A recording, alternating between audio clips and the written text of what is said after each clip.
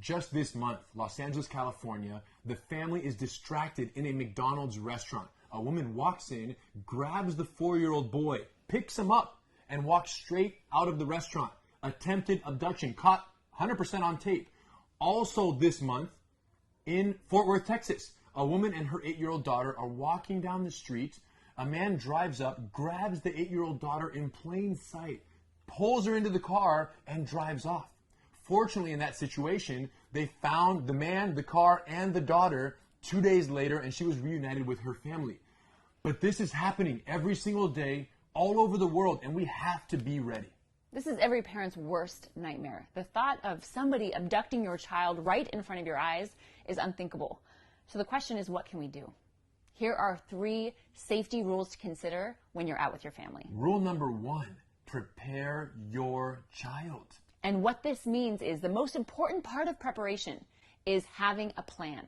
So as soon as possible, you want to start having conversations with your child about potentially dangerous scenarios and situations. And this may even mean role-playing these situations. The most important one to role-play and to explain to them is the scenario where if mom or dad is ever in danger and someone is trying to hurt us, the best thing they can do is run away to get help from a stranger. And this is so important to drill home with them because their natural instinct will be to stay close to you and try to help or try to save you. Absolutely. The challenge is if all their lives, all they ever heard was stranger danger, don't trust stranger, stranger, stranger, bad, stranger, no, stranger, stranger, don't. If that's all they ever heard their whole life, then switching that and saying, yeah, when mom's in danger, dad's in danger, go get a stranger to help. It doesn't match up. It doesn't work. So the key is teach your children to fear and respect and be concerned with concerning behaviors, not just strangers in general. Because in a dangerous situation, or if they're lost at a theme park, it's actually a stranger who's going to help save them and reunite them with their family. So teaching them the goods and the bads and how to recognize and respect behaviors over just the category in which a person falls. And this also falls in line with teaching them to listen to their instincts, to listen to their guts. Even as children, they have instincts, they have gut feelings, and to teach them to learn to trust those and respond to those. Absolutely, including being a hard target. If someone picks you up and violates you, teaching your child that all the things that they're never supposed to do with you, yell, make a scene, punch, scratch, kick, all the things you've always taught them not to do, they need to do. Okay, now that's going to be some reprogramming for sure, and there's much more on that in the Kid Safe program, part of the Gracie Bully Proof Grader program you can find at gracieuniversity.com. Rule number 2, prepare yourself. Critical! You cannot protect your child if you cannot protect yourself first. Say it again. You cannot protect your child if you cannot protect yourself. That's why on the airplane, what do they always say? Put on your own mask first before helping others.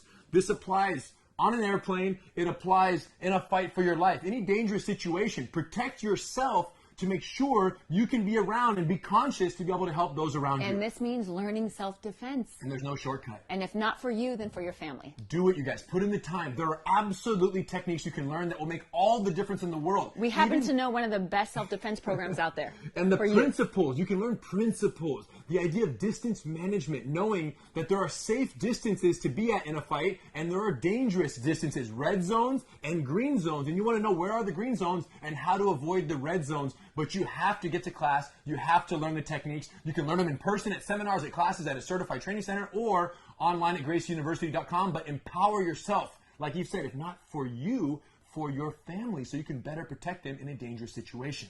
Rule number 3, focus on the threat, not the child. Absolutely. Predators, in fact, will often specifically target parents of small children because they know the parent is distracted dealing with the child, making them more vulnerable of a target. So if I'm ever with my children and I sense danger or if I feel a threat, what is my motherly instinct going to tell me to do? Naturally, to save and to protect my child, to put my hands on my child or try to protect them. But what this actually is doing is what?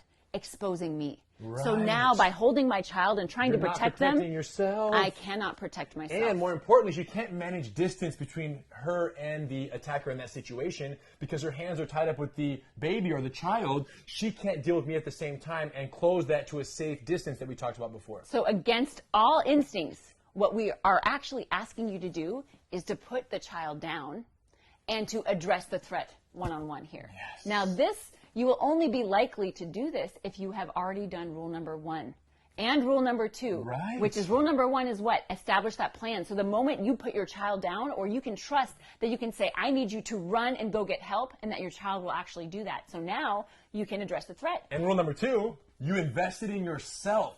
So you have the confidence that when you put your child down, you can deal with the threat and protect yourself in that engagement. If you don't believe you can, you won't. And that puts you in an even more exposed state against the attacker. That's right. So this is if you feel threatened. Now, if your child is actually threatened, meaning they actually grab the child, this is obviously worst case scenario that anyone can potentially imagine. Right. And once again, our instincts will likely be to do what?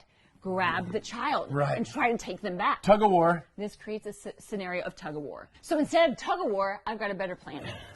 Now I have the unfortunate dilemma. I have to choose between the child and the mom. If I keep the child, help's going to show up and I'm going to go to jail. Because I'm not going anywhere right here. Mom's not letting go. If I let go of the child to deal with mom, the child goes away, gets help, and then mom eventually either waits for help or she can if I start striking, she can sit up, she can disengage, and she's out of the fight.